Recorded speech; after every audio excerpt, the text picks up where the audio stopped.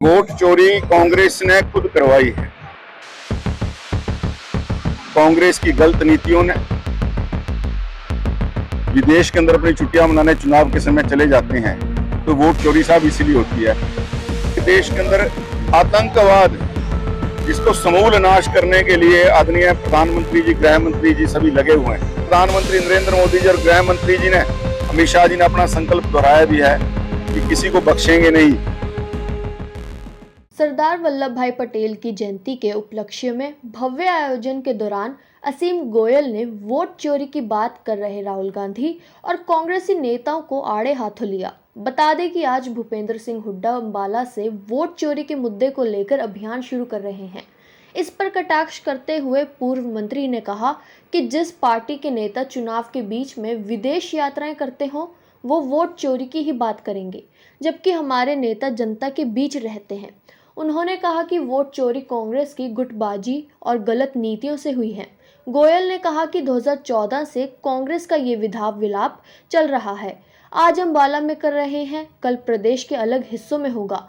राहुल गांधी और हुड्डा इसी तरह लगे रहे तो एक दिन पूरी कांग्रेस चोरी हो जाएगी। देखिए, वोट चोरी कांग्रेस ने खुद करवाई है। कांग्रेस की गलत नीतियों ने, कांग्रेस की आपसी गुटबाजी ने और अपने आप को बड़ा दिखाने के चक्कर में कांग्रेस की वोट चोरी हुई है।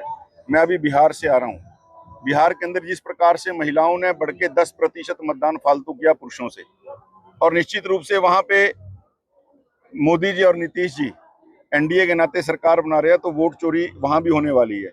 ये विधवा विलाप 2014 से कांग्रेस का चलता है। आज अंबाला में है विधवा विलाप, और वो कल प्रदेश के अन्य हिस्सों में भी उतरेगा। राहुल गांधी जी, जो नेता विदेश के अंदर अपनी छुट्टियां मनाने चुनाव के समय चले जाते हैं, तो वोट चोरी साहब इसीलिए होती है। हमारे नेता लोगों के बीच में रह के काम करते हैं, जुड़े रहते हैं।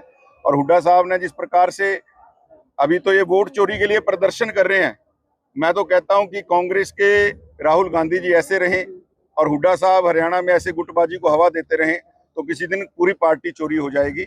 आज तो ये वोट चोरी के लिए विधवा विलाप कर रहे हैं, साल 2 साल में कांग्रेस चोरी के लिए पोस्टर लगा के ढूंढेंगे कि एक थी कांग्रेस, लाभ था कांग्रेस।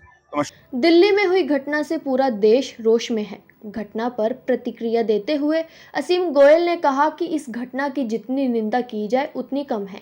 उन्होंने कहा कि प्रधानमंत्री और देश के गृह मंत्री साफ कर चुके हैं कि दोषियों को किसी भी सूरत में बख्शा नहीं जाएगा।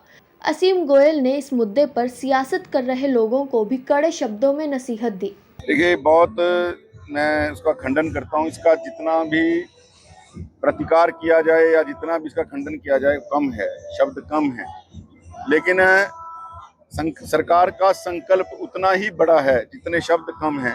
संकल्प उतना बड़ा है कि देश के अंदर आतंकवाद जिसको समूल नाश करने के लिए आदरणीय प्रधानमंत्री जी, गृह मंत्री जी सभी लगे हुए हैं। और जिस प्रकार से आदरणीय प्रधानमंत्री नरेंद्र मोदी जी और गृह मंत्री जी ने, अमित शाह जी ने अपना संकल्प दोहराया भी है कि किसी को बख्शेंगे नहीं।